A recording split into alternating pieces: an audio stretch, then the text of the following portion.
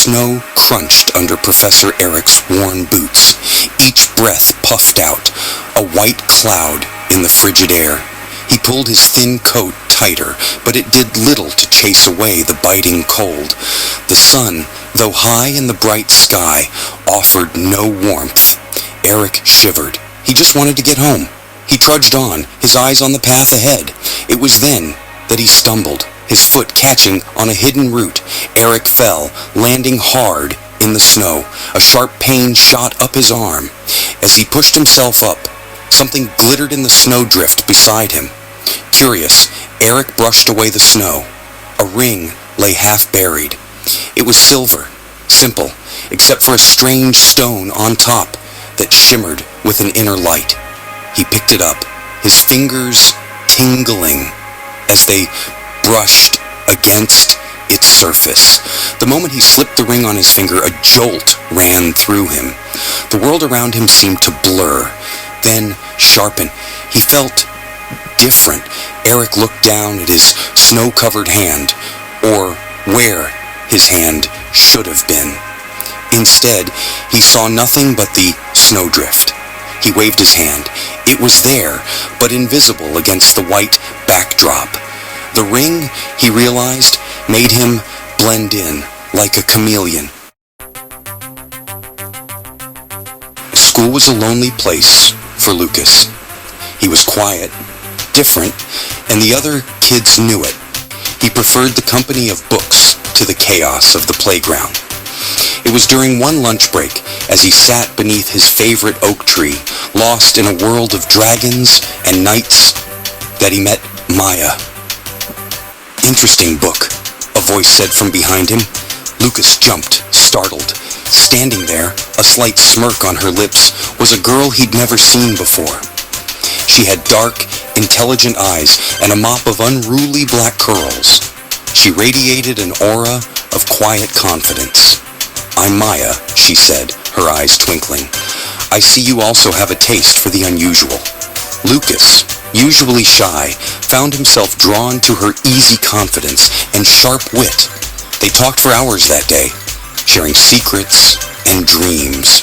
Maya was different, just like him. She spoke of things others dismissed as fantasy, magic, fairies, hidden worlds. Lucas, emboldened by his secret, showed her the ring. "It's a chameleon ring," Maya breathed, her eyes wide with wonder. "I've only read about them in my grandmother's stories." She explained that her grandmother had been a keeper, sworn to protect the secrets of the magical world. She had spoken of ancient artifacts, objects of immense power, hidden away to keep them from falling into the wrong hands. Among them were the rings of power, each with a unique ability. The chameleon ring was just one. Lucas, skeptical at first, found himself captivated by Maya's conviction. He'd always felt a connection to something bigger than himself, a sense that there was more to the world than met the eye. Maya, with her tales of magic and her unwavering belief, opened his eyes to a world he'd only ever dreamed of. Together, they delved into Maya's grandmother's journals, deciphering cryptic clues in ancient maps. They spent hours poring over faded parchment, piecing together the stories of the rings. Each discovery fueled their excitement, their bond deepening with every shared secret. Their search for the other rings led them on thrilling adventures. They followed winding paths through dense forests, deciphered riddles whispered by ancient trees, and faced challenges that tested their courage and strengthened their resolve. Lucas discovered he was braver than he thought, especially with Maya by his side. Their first major find was the Ring of Tongues, hidden in the heart of a forgotten temple. This ring allowed the wearer to understand and speak any language, human or otherwise. The discovery confirmed everything Maya's grandmother had written, solidifying their belief in the magical world. hidden beneath the surface of their own. But their quest wasn't without its dangers. They soon realized they weren't the only ones searching for the rings.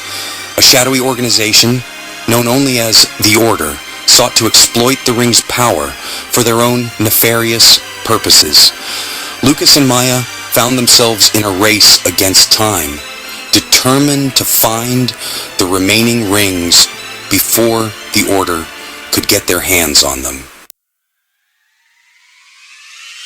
The journey ahead promised to be perilous, but Lucas felt a surge of excitement. He wasn't just an ordinary boy anymore. He was a seeker, an adventurer, a guardian of magic. He had a purpose, a friend who understood him like no one else, and a whole world of possibilities unfolding before him. As they stood at the edge of a moonlit clearing, the air buzzing with unseen energy, Lucas knew this was only the beginning. The quest for the rings of power had ignited a spark within him, a thirst for adventure and a determination to protect the magic he had found. He wouldn't let Maya down. He wouldn't let the magic fade. He would fight to protect it, to ensure the world remained a place where magic and wonder could thrive.